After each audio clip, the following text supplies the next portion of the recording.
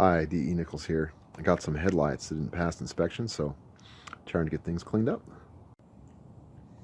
So another thing that didn't pass on this car was this headlight was all hazy. Sorry for not showing it beforehand. I assure you it was quite hazy.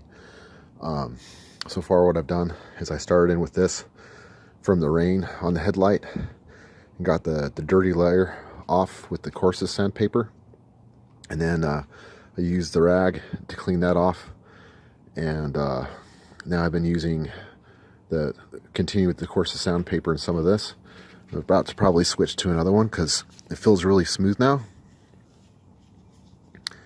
and I've been doing this for a while, just working over everything. But occasionally, as you move all that old material off, if you don't come in behind it and pick it up, your sandpaper just fills with the plastic. And while it's wet, this will look really good, but you have to do a complete job if you're going to want it to look really good. So see, it still looks a little scratchy there. And it's actually, I think it's probably pretty much already good. But I'm going to go ahead and use the two other sandpapers that came with it. It starts at 2,000, goes down to 3,000. And I'll check back from there. And the last piece of it, you're supposed to use the sealer. And that creates a anti-UV protective seal. It's supposed to have it shining really bright and have it looking really good. And at that point, it might look better than the one that didn't fail. Though I might do both anyways, because that could be improved a little bit. Let me just interrupt this video for a moment and tell you what D.E. Nichols is all about. Very briefly, I promise. I'm D.E. Nichols, and I make videos about how to repair cars, sometimes modifications, sometimes motorcycles. Let's get back to the video. I worked with this at a higher rate of speed than you're seeing, because I'm not trying to shake the camera here, until I felt the tension fall off again. Now it's time to switch from the 2,000 over to, I think it's probably, oh, there's a 5,000 and 3,000. Okay, so I'll do a 3,000 and then I'll do a 5,000. So far, I'm thinking the Presto kit is not bad. So this 5,000 grit feels really weird. I had to use a lot of paste after I wiped down. See, I wipe down whenever I start to see like little pieces of plastic moving around, because I don't want to know what the little pieces of plastic will do to the finish. But you'll see just like maybe a little spot of hard plastic that's moving around that's been freed up.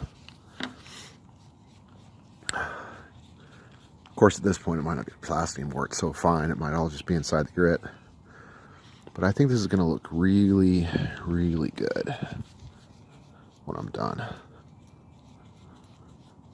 I almost didn't do it without like a water bottle to help with the initial layer, because I like to use water first and not go straight for this material. But it being rained on actually worked out pretty well. Stuff has to dry, so hope it doesn't rain. It looks clear above me, but it doesn't look clear around me. My final step, I stopped doing the swirlies because I didn't want to risk your eyes can actually catch on that. And the final step, I'm just going straight and smooth, because if you have any lines, it's unlikely to catch your eye, especially with this really fine 5,000 grit paper. And after this, it's just wipe it off and put the sealing polish on. So really close to done. Okay, so final step, I keep putting a little bit of the sealer on and rubbing it down really smooth. Some products, it feels like you're painting, and they even come with like a little paintbrush. But this one feels more like polishing, like you're doing a nice wax job. So I'm going to do a few layers of that since I'm putting it on just very little at a time. And then I'll just kind of have to stop and pray it doesn't rain and ruin it. Are we trying to wipe this stuff off?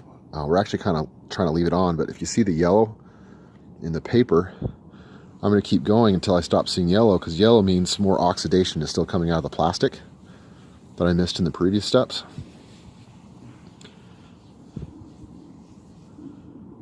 See, it's not looking yellow anymore. So this is really close to done. You have to kind of stop because it does dry on.